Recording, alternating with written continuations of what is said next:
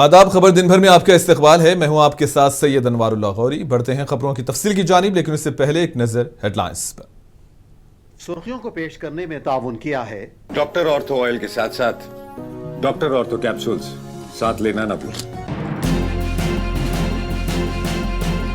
वज़ीर दिफा राजनाथ सिंह की सदारत में ऑल पार्टी मीटिंग का इनेकाद। इजलास में अपोजिशन को मौजूदा सूरत हाल से कराया गया वाकिफ।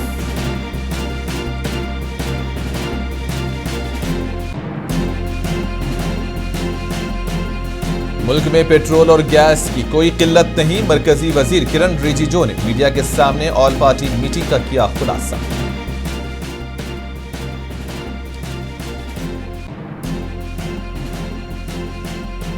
आइंदा 2-4 दिन में हुकूमत के दावों का चलेगा पता। ऑल पार्टी मीटिंग के बाद संजय सिंह का तासुर।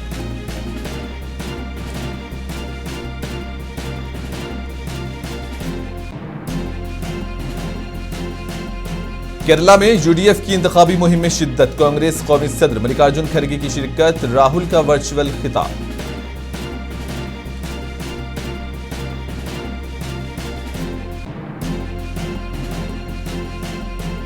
ईरान ने अमेरिकी जंगी जहाज इब्राहिम लिंकन को मिसाइल से निशाना बनाने का किया दावा। हमले की अमेरिका की तरफ से नहीं हुई कोई सरकारी तस्दीक।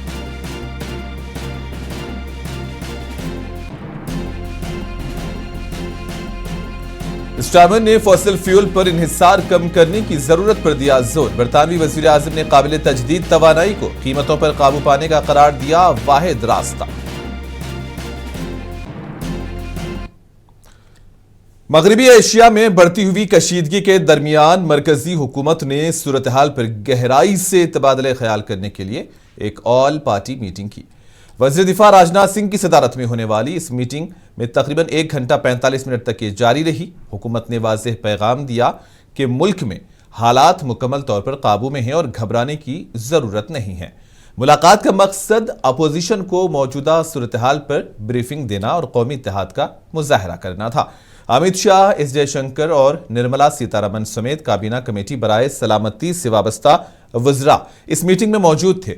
जेपी नड्डा और किरण रिजिजू ने भी शिरकत की। सेक्रेटरी खारिजा विक्रम मिस्री ने आलमी सूरत हाल और मगरबी एशिया के बहरान के बारे में तफसीली मालूमात फराहम की। कांग्रेस के तारिक अनवर और मुकुल वासनिक, समाजवादी पार्टी के धर्मेंद्र यादव और बीजेडी के संबित पात्रा भी इजलास में मौजूद थे और हुकूमत ने वाज़ेह किया कि मुल्क में तवानाई की वसाइल की कोई कमी नहीं है। तेल की सप्लाई मुकम्मल तौर पर मामूल पर है और मुनासिब जखीरा मौजूद है। हुकूमत ने बताया कि 4 मजीद बहरी जहाज हिंदुस्तान की तरफ बढ़ रहे हैं और कई दीगर जल्द ही हरम्स के इलाके से रवाना होंगे। इससे साफ जाहिर होता है कि सप्लाई चेन को कोई बड़ा खतरा नहीं है और इजलास में हुकूमत ने अपोजिशन को मौजूदा सूरत हाल का जामे जायजा फराहम किया और उनके सवालात के जवाब दिए। अपोजिशन ने सिक्योरिटी, तेल की सप्लाई और खारिज पॉलिसी के हवाले से सवालात उठाए, जिस पर हुकूमत ने यकीन दिलाया कि तमाम पहलुओं पर नजर रखी जा रही है। हुकूमत ने कहा कि हर कदम सोच समझ कर उठाया जा रहा है।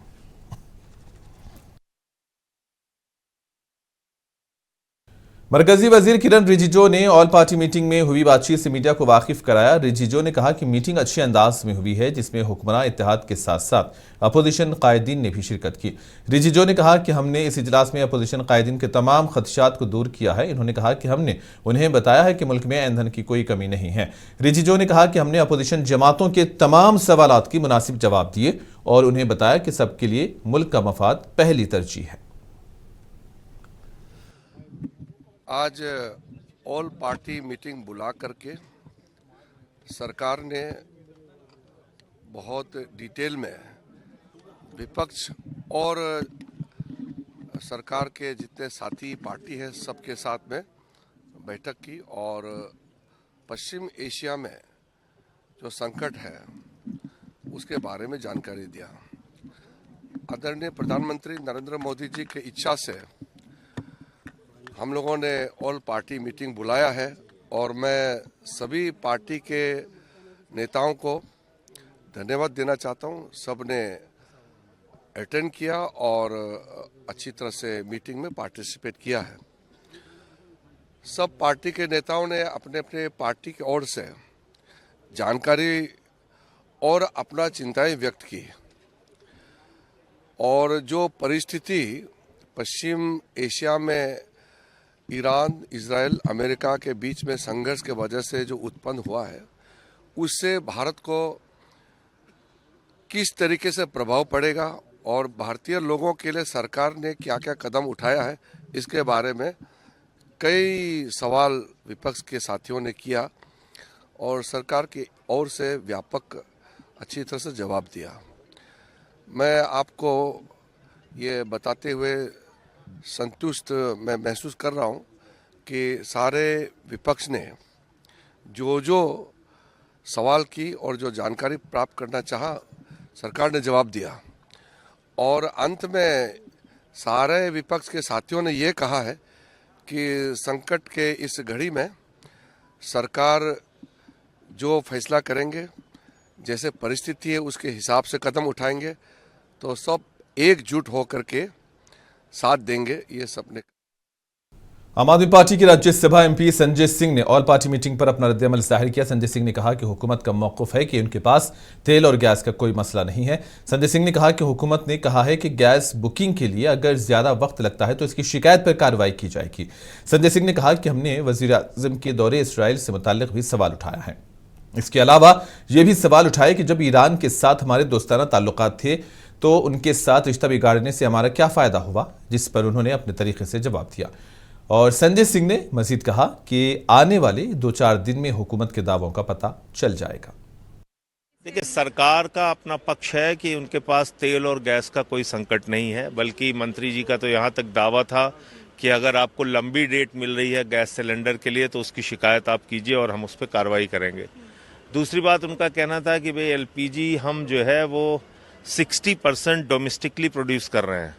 कमर्शियल सिलेंडर्स के लिए उन्होंने थोड़ा ज़रूर रैशनिंग की बात कबूल की, लेकिन बाकी नहीं माने। इसके अलावा जो सवाल हम लोगों ने पूछा कि भाई 2 दिन पहले इजराइल की यात्रा करने का क्या मतलब था, और बहुत सारे लोगों ने ये भी सवाल उठाए कि भाई हमने भी इस चीज़ को कहा कि जब हमारे मित्रतापूर्ण रिश्ते थे ईरान के साथ तो उनसे अपने रिश्ते बिगाड़ने से हमारा क्या फ़ायदा हुआ। और सरकार को पता था 70% हमारी ज़रूरतों का तेल और गैस उसी हार्मोज समुद्री मार्ग से आता है, तो एक पार्टी बनने की हमें ज़रूरत क्या थी। तो इसका उन्होंने अपने तरीके से जवाब दिया। तो क्या आप लोग संतुष्ट रहे इस बैठक से? नहीं, संतुष्टि का सवाल तो यही है कि अगर वो दावा कर रहे हैं जनता को तकलीफ नहीं होगी, और जनता को तकलीफ होती है तो बोलना पड़ेगा। अगर 2-4 दिन में स्थितियां आपको पता चल जाएंगी, उनके दावे की सच्चाई का आपको पता चल जाएगा 2-4 दिन। कांग्रेस के रुकने पार्लियामेंट विवेक तनखा ने ऑल पार्टी मीटिंग में राहुल गांधी की अदम शिरकत को लेकर बीजेपी की तनकीद को मुस्तरद कर दिया। कांग्रेस रुकने पार्लियामेंट ने कहा कि राहुल गांधी शायद इसलिए ऑल पार्टी मीटिंग में शरीक नहीं हुए क्योंकि इसमें वज़ीर आज़म भी मौजूद नहीं थे। इन्होंने कहा कि बीजेपी को राहुल गांधी की अदम शिरकत पर सवाल उठाने का हक नहीं है, क्योंकि उन्हें पहले वज़ीर आज़म की अदम मौजूदगी का जवाब देना चाहिए। No, I think if I'm aware of the facts, this eviction notice had come years ago, and we were seeking extensions. No, eviction means it's a request. It may not be eviction; it's a request because we have built our own office. So now, only thing what BJP may have to see that they still retain that Ashoka Road house. So in that situation, should they ask Congress to leave? This is for BJP to. Kerala assembly इंतखाबात के लिए कांग्रेस ने अपनी मुहिम में शिद्दत पैदा कर दी है। सिलसिले में आज कोझिकोड में यूडीएफ की एक बड़ी रैली मुनक्किद की गई। इस रैली से खिताब करते हुए कांग्रेस के कौमी सदर मल्लिकार्जुन खड़गे ने बीजेपी को शदीद तनकीद का निशाना बनाया। खड़गे ने कहा कि केरला एक आवाज़ में बोल रहा है, हम तब्दीली चाहते हैं, हमें यूडीएफ चाहिए। इन्होंने कहा कि केरला के अवाम ने फैसला कर लिया है कि आने वाले असेंबली इंतखाबात में यूडीएफ की हुकूमत बनाएंगे। We launch the campaign of UDF with one mission: to restore Keralam to the people it belongs to. Keralam is speaking in one voice. We want change. We want UDF. LDF's 10-year record of failure. The LDF has had 2 full terms. 10 years to transform Keralam. What do they have done and what they have shown? What is the progress? Nothing, except instead of more milk booths. He has increased more wine shops. Keralam's debt is approaching rupees 6 lakh crore.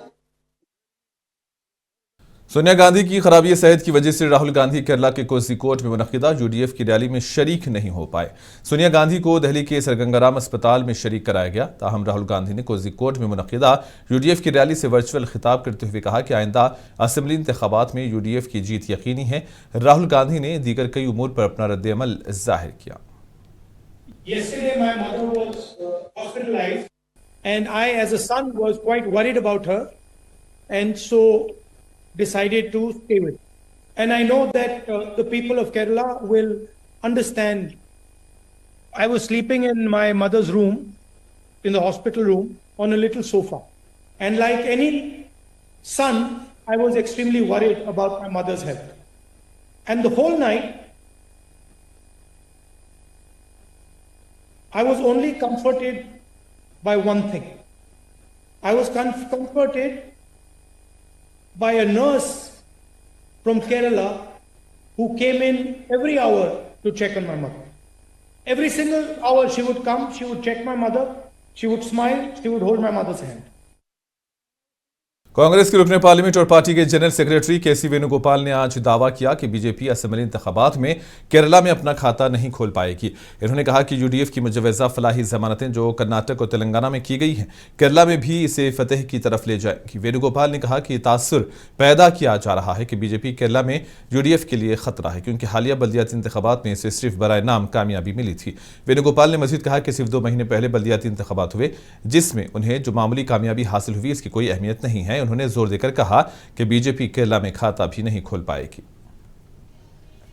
Actually, this election, the agenda is already set. Kerala is looking for a change. Why? The question will arise, why the change is required? Last 10 years, the people of Kerala are suffering like anything. This LDF government had become anti-people government. So, in every aspect, they are completely disturbing the people mindset. Now people want to have a change in government. Every sector you can see that youth, women, farmers and laborers all are unhappy with this government attitude. They are only concentrating on their selfish agendas and they are completely on corruption mood. Biggest corruption is happening. Today I raise a big corruption. Government has renewed the license of the bars without having a classification certificate from tourism department. Every bar is required for classification certificate after 5 years. But Congress के रुकने parliament Shashi Tharoor ने कहा कि मैं मरकजी हुकूमत पर जोर देता हूं कि वो मगरबी एशियाई तनाज़ात में क़याम अमन में कायदाना किरदार अदा करे। इन्होंने कहा कि कशीदगी के मामले में हिंदुस्तान को अपना कायदाना किरदार अदा करना चाहिए। कहा कि अगर पाकिस्तान अमन मुज़ाकिरात कराता है तो फिर हिंदुस्तान का इससे कोई ताल्लुक नहीं है। कांग्रेस के रुकने पार्लियामेंट ने सुप्रीम कोर्ट की जानिब से हिंदुओं, बुद्धों और सिखों को दर्जे फहरिस्त ज़ात का दर्जा महदूद करने के फैसले पर कहा कि अदालत का फैसला ईसाई दलित बरादरी के लिए मायूस कुन है। I saw the newspaper reports of the Supreme Court judgment. It will come as a disappointment, particularly to our Dalit Christian community, because many of them feel that the discrimination they're enduring as Dalits does not cease when they become Christians or has never stopped affecting them even as Christians. And that has become a particular issue for our Dalit friends. But once the Supreme Court has decided, we have no choice but to go along. That is the law of the land, and we will have to respect that. But I must say that politically, it had been very important for many of our Dalit Christian community, and this verdict is going to come as a disappointment to many of them. Look, I mean, obviously, if there are peace talks in Pakistan, India has nothing to do with it. So all I can say is I have been calling for almost 3 weeks now for India to take a leading stand in trying to leverage its good relations with both sides into a peace initiative. Now, apparently, Pakistan, Egypt, Turkey have done it. Good luck to them. Look, we all want peace. But हुकूमत ने आज वाज़ेह किया कि मुल्क में petrol, diesel या खाने पकाने वाली गैस की कोई कमी नहीं है। वजारत पेट्रोलियम और कुदरती गैस की ज्वाइंट सेक्रेटरी सुजाता शर्मा ने सहाफ़ियों को बताया कि तमाम ऑयल रिफाइंड्स खाम तेल के मुनासिब ज़खायर के साथ पूरी सलाहियत के साथ काम कर रही हैं। इन्होंने मजीद कहा कि मुल्क भर में पेट्रोल और डीजल का काफ़ी ज़ख़ीरा मौजूद है और सेल्स आउट आउटलेट्स मामूल के मुताबिक काम कर रहे हैं। शर्मा ने लोगों से अपील की है कि वो अफवाहों पर ध्यान ना दें। इन्होंने कहा कि हमारे पास ईंधन के काफ़ी ज़खायर हैं और हुकूमत इस बात को यकीनी बनाने के लिए हर मुमकिन कोशिश कर रही है कि ये सारिफीन तक पहुँचे। इन्होंने कहा कि पेट्रोल और डीजल की कीमतों में भी कोई तब्दीली नहीं की गई है। हमारे पास कच्चे तेल की पर्याप्त इन्वेंट्री उपलब्ध है, अर्थात पर्याप्त मात्रा में उपलब्ध है। हमारी रिफाइनरीज भी ऑप्टिमम कैपेसिटी पर चल रही हैं। मैं देशवासियों को बताना चाहती हूं कि हमारे पास लगभग सालाना 26 करोड़ टन कच्चे तेल को रिफाइन करने की कैपेसिटी उपलब्ध है। और ये मैं इसलिए बताना चाहती हूं क्योंकि पिछले 2 दिनों से हमने देखा है कि कई सारे क्षेत्रों में रिटेल आउटलेट्स या पेट्रोल पंप के बाहर लाइन देखी गई है और पैनिक बाइंग भी ऑब्जर्व की गई है। समाजवादी पार्टी के सीनियर लीडर और महाराष्ट्र असेंबली के रुकन अबू आसिम आजमी ने महाराष्ट्र के साबिक नायब वजीर आला अजित पवार तैयारा हादसे पर कर्नाटक में दर्ज एफआईआर पर कहा कि मैं इसके बारे में खुश हूं और रोहित पवार को मुबारकबाद देना चाहता हूं कि उनकी कोशिशों का नतीजा निकला है। अबू आसिम आजमी ने कहा है कि हमारे लिए शर्म और अफसोस की बात है कि अजित पवार जैसे सीनियर लीडर और महाराष्ट्र के डिप्टी चीफ मिनिस्टर के लिए एफआईआर दर्ज नहीं कराई गई। नहीं, मुझे खुशी है इस बात की और मैं बधाई देना चाहता हूं रोहित पवार साहब को कि उनकी मेहनत रंग लाई। और हमारे लिए शर्म की बात है, अफसोस की बात है कि अजीत पवार जैसे बड़े नेता, डिप्टी चीफ मिनिस्टर और महाराष्ट्र में मतलब बहुत ही ज़्यादा चाहे जाने वाले ऐसा, उनके एक्सीडेंट की अगर एफआईआर नहीं हो रही तो अफसोस की बात है। और क्यों नहीं हो रही है, जनता जानना चाहती है क्यों नहीं हो रही है। देखिए, अगर ये एक्सीडेंट है, अगर ये नेचुरल एक्सीडेंट है तो कोई बात नहीं, ऊपर वाले ने जो नसीब में लिखा था। लेकिन अगर इंक्वायरी हो जाए, दूध का दूध पानी का पानी हो जाए तो बुरी बात क्या है? इसका मतलब इसको छुपाया क्यों जा रहा है? मरकजी वजीर पीयूष गोयल ने कहा कि ऐसे प्रोग्राम का हिस्सा बनकर मुझे बहुत खुशी होती है जहां आप बहुत से नौजवान लड़कियों और दीगर मुस्ताक अफराद की तकदीर संवारने की कोशिश कर रहे हैं जो आपकी मुख्तलिफ सरगर्मियों से मुतासिर होंगे। इन्होंने कहा कि यह वाकई काबिल जिक्र है कि आपकी ग्रुप की तरफ से कारपोरेट समाजी जिम्मेदारी को जिस अज़्म के साथ उठाया गया है और मुझे यकीन है कि बहुत से लोगों के लिए इसकी पैरवी करने के लिए एक रोल मॉडल बनूंगा। Great joy to be a part of this program, where you are making an effort to shape the destinies of so many young girls, so many persons, very deserving persons, who will be impacted by your various activities. Thousands of young girls across the country, from Calicut, where you are, to Kashmir, from Kutch to Kamrup, across the nation. मगरबी Asia में जारी जंग के दरमियान Iran ने बड़ा दावा करते हुए कहा है कि इसने अमेरिका के ताकतवर तरीन जंगी जहाज यूएसएस इब्राहिम लिंकन को मिसाइलों से निशाना बनाया। उनका दावा है कि इसके साहिली क्रूज मिसाइल ने समंदर में तैनात जंगी जहाज को निशाना बनाया है। इसने दावे ने पहले से कशीदा सूरत-ए-हाल को मजीद बढ़ा दिया है, ताहम अमेरिका की तरफ से कोई सरकारी तस्दीक नहीं हुई है। ईरानी फौज के मुताबिक यह कार्रवाई जंग के 26वें दिन की गई। ईरानी बहरिया ने कहा कि इब्राहिम लिंकन मुस्तरसिल निगरानी में था और जैसे ही वो मिसाइल की हदूद में आया इसे निशाना बनाया गया। ईरान ने वाज़ेह किया कि वो अमेरिका के हर इक़दाम पर नजर रखे हुए हैं और जरूरत पड़ने पर जवाबी कार्रवाई जारी रखेगा।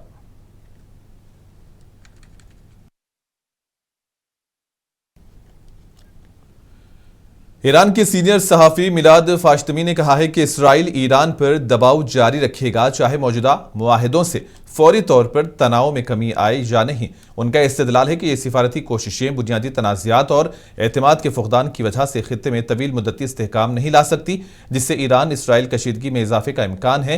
इन्होंने कहा कि इसराइल ईरान के अहम अहदाफ पर हमले जारी रख सकता है और इसे जौहरी हथियारों के हुसूल से रोकने के लिए इस पर दबाव भी जारी रख सकता है। Well, realistically, Israel would remain highly skeptical. If Iran retains even a limited nuclear capability, Israel is unlikely to see the deal as sufficient.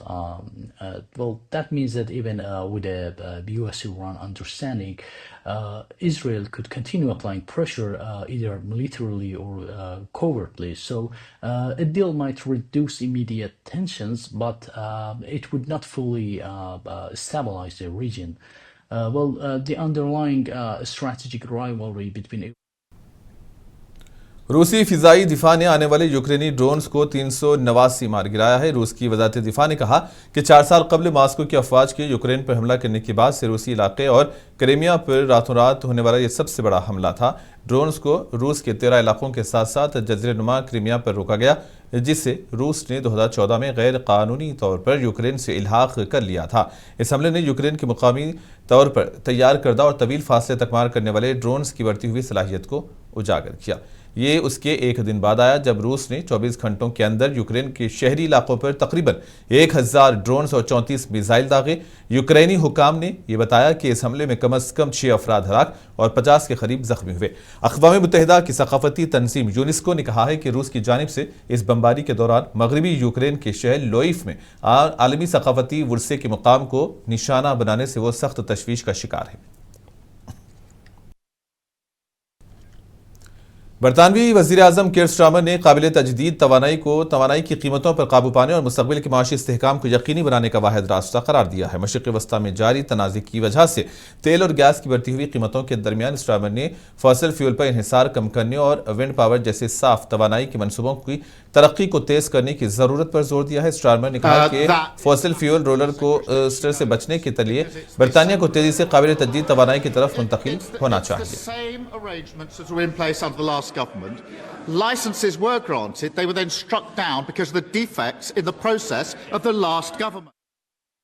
मरकजी वज़ीर फिनांस निर्मला सीतारमन ने फिनांस बिल 2026-27 पेश किया। इन्होंने कहा कि ये बिल 5 वाज़ेह और बुनियादी उसूलों पर मबनी है, जिनका मकसद मईशत को मुस्तहकम करना है और टैक्स निज़ाम को मजीद मुअस्सर बनाना है। निर्मला सीतारमन ने कहा कि हुकूमत एतमाद पर मबनी टैक्स इंतजामिया को फ़रोग़ दे रही है ताकि टैक्स दहिंदगान को सहूलत फराहम की जा सके और निज़ाम में शफाफियत लाई जा सके। उनके मुताबिक हुकूमत आम शहरियों के लिए ईज़ ऑफ लिविंग और कारोबारी तबके के लिए ईज़ ऑफ डूइंग बिजनेस को बेहतर बनाने के लिए मुसलसिल इक़दामात कर रही है। Therefore, rests on 5 clear principles, sir. First one is there is a trust-based tax administration that is being improved upon. Actually, we are reducing unnecessary hardship for honest taxpayers. You can see various aspects of it in my response to various questions and clarifications sought by members. I will elaborate on it. Second, sir, the ease of living for common citizens. I was worried that some of our...